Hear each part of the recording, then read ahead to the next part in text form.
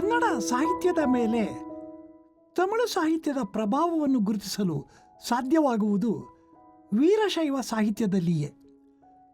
ಕ್ರಿಸ್ತಶಕ 7ರಿಂದ 10ನೇ ಶತಮಾನದವರೆಗೆ ತಮಿಳುನಾಡಿನಲ್ಲಿ ಶೈವ ವೈಷ್ಣವ ಭಕ್ತಿ ಪಂಥಗಳು ಪ್ರವರ್ಧಮಾನವಾಗಿ ಭಾರತದ ಇತರ ಭಕ್ತಿ ಪಂಥಗಳಿಗಿಂತ ಮೊದಲೇ ಭಕ್ತಿ ಸಾಹಿತ್ಯದ ಅಭಿವ್ಯಕ್ತಿಗೆ ಕಾರಣವಾದವು.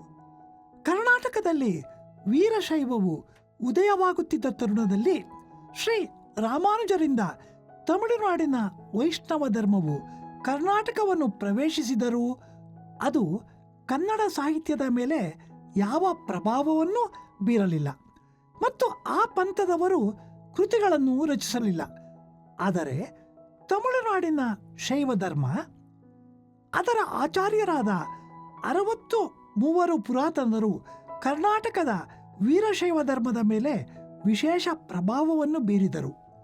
ವಚನಕಾರರಾದ ಬಸವಾದಿಗಳು ಅತ್ಯಂತ ಪೂಜ್ಯ ಭಾವದಿಂದ 63 ಪುರಾತನರನ್ನು ನೆನೆಯುತ್ತಾರೆ.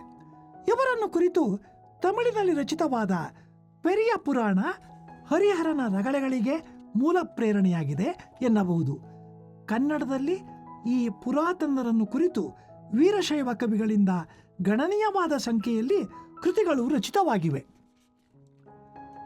ಅನ್ಯ ಭಾಷಾ ಸಾಹಿತ್ಯದ ಪ್ರೇರಣೆ ಇಲ್ಲದೆ ಕನ್ನಡ ನಾಡಿನ ಜೀವನವೇ ನಮ್ಮ ಕವಿಗಳ ಕೃತಿಗಳಿಗೆ ಒದಗಿ ಬಂದದ್ದಿಲ್ಲವೇ ಎಂಬ ಪ್ರಶ್ನೆಯೊಂದುಂಟು. ನಮ್ಮ ನಾಡಿನ ವೀರ ಜೀವನ, ತ್ಯಾಗ ಜೀವನದ ಸಂಗತಿಗಳಿಗೆ ಕನ್ನಡದ ಎಷ್ಟೋ ಶಾಸನಗಳು ದಾಖಲೆಯಾಗಿವೆ. ಹಾಗೆಯೇ ಎಷ್ಟೋ ಶಾಸನಗಳು ಸಾಮಾನ್ಯರ ಬದುಕಿನ ಅಸಾಮಾನ್ಯತೆಯನ್ನು ಕುರಿತು ಕಾವ್ಯ ಖಂಡಗಳಂತಿವೆ.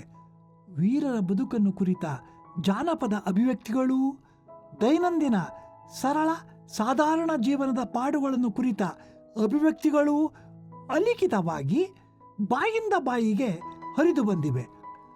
ಇಂತಹ ಜಾನಪದ ಪ್ರೇರಣೆಯಿಂದ ರಚಿತವಾದ ಹಾಡುಗಬ್ಬಗಳ ಉಲ್ಲೇಖವೂ ಉಂಟು.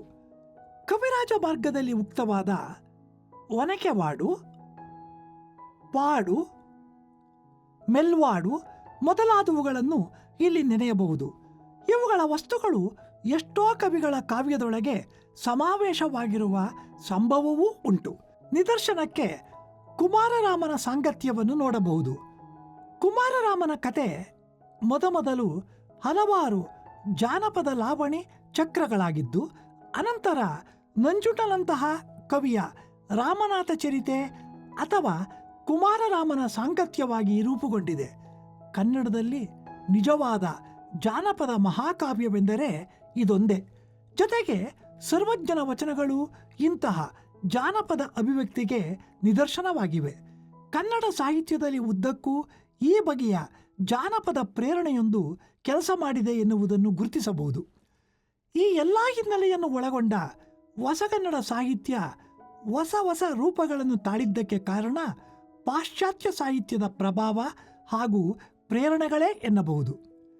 ಕಳೆದ ಅರ್ಧ ಶತಮಾನದ ಅವಧಿಯಲ್ಲಿ ವೈವಿಧ್ಯಮಯವೂ ಸಮೃದ್ಧವೂ ಆಗಿ ಬೆಳೆದ ಹೊಸಗನ್ನಡ ಸಾಹಿತ್ಯವನ್ನು ಮುಖ್ಯವಾಗಿ ಸ್ವಾತಂತ್ರ್ಯ ಪೂರ್ವ ಸಾಹಿತ್ಯ, ಸ್ವಾತಂತ್ರ್ಯೋತ್ತರ ಸಾಹಿತ್ಯ ಎಂದು ವಿಭಾಗಿಸಿಕೊಂಡು ನೋಡಬಹುದು. ಈ ಎರಡು ವಿಭಾಗಗಳನ್ನು ನವೋದಯ ಸಾಹಿತ್ಯ ಮತ್ತು ನವ್ಯ ಸಾಹಿತ್ಯ ಎಂದು ಗುರುತಿಸಬಹುದು.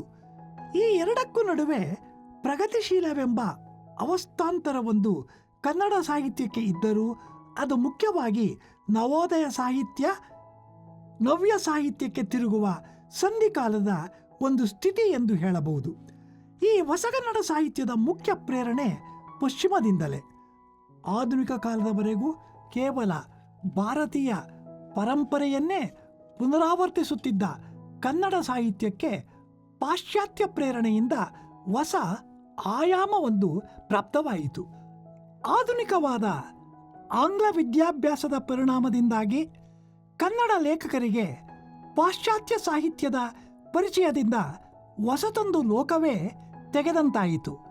ಪಾಶ್ಚಾತ್ಯದ ಮಹಾಸಾಹಿತಿಗಳಾದ Shakespeare, Milton, Dante, Wordsworth, Shelley ಮೊದಲಾದವರ ಸಾಹಿತ್ಯಾಭಿವ್ಯಕ್ತಿಯ ಮಹತ್ತು ಮತ್ತು ವೈವಿಧ್ಯತೆಗಳನ್ನು ಕಂಡು ದಂಗು ಬಡಿದ ಕನ್ನಡದ ಪ್ರಬುದ್ಧ ಚೇತನರಾದ ಸಾಹಿತಿಗಳಿಗೆ ಕನ್ನಡದಲ್ಲಿಯೂ ಪಾಶ್ಚಾತ್ಯ ಸಾಹಿತ್ಯಕ್ಕೆ ಸರಿದೂಗುವ ಕೃತಿಗಳನ್ನು ತರಲಾರೆವೇ ಎಂಬ ಕೊರಗು, ಹೇಗಾದರೂ ಮಾಡಿ ತರಬೇಕೆಂಬ ಹಂಬಲವೂ ಮತ್ತು ಕನ್ನಡದಲ್ಲಿ ಅವುಗಳ ಸತ್ವಗಳನ್ನು ಹಿಡಿದಿರಿಸುವ ಛಲವೂ ಏಕಕಾಲಕ್ಕೆ ಮೂಡಿದ್ದರಿಂದ ಕನ್ನಡದಲ್ಲಿ ನವೋದಯ ಸಾಹಿತ್ಯ ರೂಪುಗೊಂಡಿತು. ಮೊದಮೊದಲು ಅನುವಾದ ರೂಪಾಂತರಗಳ ಪ್ರಯತ್ನದಿಂದ ಹೊರಟ ಸಮರ್ಥ ಸಾಹಿತಿಗಳು ಕ್ರಮೇಣ ಹೊಸ ರೂಪಗಳನ್ನು ಆವಿಷ್ಕಾರ ಮಾಡಿ ಕನ್ನಡದ ಅಭಿವ್ಯಕ್ತಿಯ ದಿಕ್ಕನ್ನೇ ಬದಲಾಯಿಸಿದ್ದಲ್ಲದೆ ಪಾಶ್ಚಾತ್ಯರಲ್ಲಿ ಕಾಣುವ ಸಮಸ್ತ ಸಾಹಿತ್ಯ ಪ್ರಕಾರಗಳನ್ನು ಕನ್ನಡಕ್ಕೆ ತರುವ ಸಾಹಸದಲ್ಲಿ ಸಫಲರಾದರು. ಹೊಸಗನ್ನಡ ಸಾಹಿತ್ಯದ ಎರಡನೆಯ ತಿರುವಿನಲ್ಲಿ ಕಾಣಿಸಿಕೊಂಡ ಪ್ರಗತಿಶೀಲ ಹಾಗೂ ನವ್ಯ ಸಾಹಿತ್ಯವಂತೂ ಈ ಪಾಶ್ಚಾತ್ಯ ಪ್ರೇರಣೆಯ ಪರಿಧಿಯನ್ನು ವಿಸ್ತರಿಸಿಕೊಂಡಿದ್ದರ ಪರಿಣಾಮವಾಗಿದೆ. ಪಾಶ್ಚಾತ್ಯ ಮಾರ್ಗಕವಿಗಳಿಗೆ, ಕ್ಲಾಸಿಕ್ ಪೊಯಟ್ಸ್, ಪಾಶ್ಚಾತ್ಯ ಮಾರ್ಗಕವಿಗಳಿಗೆ ಪ್ರತಿಯಾಗಿ ಹುಟ್ಟಿಕೊಂಡ ವಿವಿಧ ಸಾಹಿತ್ಯ ಚಳುವಳಿಗಳಿಂದ ಮೂಡಿ ವಾಸ್ತವವಾದಿ ಸಾಹಿತ್ಯ, ಪ್ರತಿಮಾನಿಷ್ಠ ಸಾಹಿತ್ಯಗಳು ಸ್ವಾತಂತ್ರ್ಯೋತ್ತರ ಕನ್ನಡ ಸಾಹಿತ್ಯದ ಮುಖ್ಯ ಪ್ರೇರಣೆಗಳಾದವು. Tolstoy, Dostoevsky, Ibsen, Camus, Kafka, Brecht, T S. Eliot, Auden, Ezra Pound ಮೊದಲಾದ ಐರೋಪ್ಯ ಹಾಗೂ ಆಂಗ್ಲೇಯ ಕವಿ, ನಾಟಕಕಾರ, ಕಾದಂಬರಿಕಾರರಿಂದ ಮತ್ತು ಅವರಿಗೆ ಹಿನ್ನೆಲೆಯಾದ ತಾತ್ವಿಕ ದೃಷ್ಟಿಕೋನಗಳಿಂದ ಸ್ವಾತಂತ್ರ್ಯೋತ್ತರ ಕನ್ನಡ ಸಾಹಿತ್ಯವು ಅತ್ಯಪೂರ್ವವಾದ ಹೊಸತನವನ್ನು ಪಡೆದುಕೊಂಡಿತು. ಈ ಸಂದರ್ಭದಲ್ಲಿ ಗಮನಿಸಬೇಕಾದ ಮಾತೆಂದರೆ, ಈ ಎಲ್ಲ ಪಾಶ್ಚಾತ್ಯ ಪ್ರೇರಣೆಯಿಂದ ರೂಪುಗೊಂಡ ಕನ್ನಡ ಸಾಹಿತ್ಯ ಕೇವಲ ಪಾಶ್ಚಾತ್ಯದ ಅನುಕರಣೆಯಾಗದೆ ಕನ್ನಡ ನೆಲದಲ್ಲಿ ಕನ್ನಡ ಸಾಹಿತಿಯ ಅನುಭವದ ಅಭಿವ್ಯಕ್ತಿಯಾಗುವುದರಲ್ಲಿ ಬಹುಮಟ್ಟಿಗೆ ಯಶಸ್ವಿಯಾಯಿತು ಎನ್ನುವುದು ಮತ್ತು ಹೊಸಗನ್ನಡ ಸಾಹಿತ್ಯವು ಪಾಶ್ಚಾತ್ಯ ಸಾಹಿತ್ಯಗಳಿಂದ ಬಹುಮುಖ್ಯವಾದ ಪ್ರೇರಣೆಯನ್ನು ಪಡೆಯಿತು ಎಂದರೆ ಅದು ಭಾರತೀಯವಾದ ಸಾಹಿತ್ಯ ಪರಂಪರೆಯಿಂದ ಪ್ರೇರಣೆ ಪಡೆಯಲಿಲ್ಲ ಎಂದು ಅರ್ಥವಲ್ಲ. ಕನ್ನಡದ ಸತ್ವಶಾಲಿ ಲೇಖಕರೆಲ್ಲ ಮೂಲತಃ ಭಾರತೀಯ ಹಾಗೂ ಕನ್ನಡ ಪರಂಪರೆಯ ಪ್ರಜ್ಞೆಯನ್ನು ಮೈಗೂಡಿಸಿಕೊಂಡವರೇ. ಹೊರಗಿನ ಪ್ರೇರಣೆಗಳನ್ನು ಅರಗಿಸಿಕೊಂಡು ತಮ್ಮ ಸ್ವತಂತ್ರ ಪ್ರತಿಭೆಗೆ ಹೊಸ ಅಭಿವ್ಯಕ್ತಿಗಳನ್ನು ಆವಿಷ್ಕಾರ ಮಾಡಿಕೊಂಡವರೇ.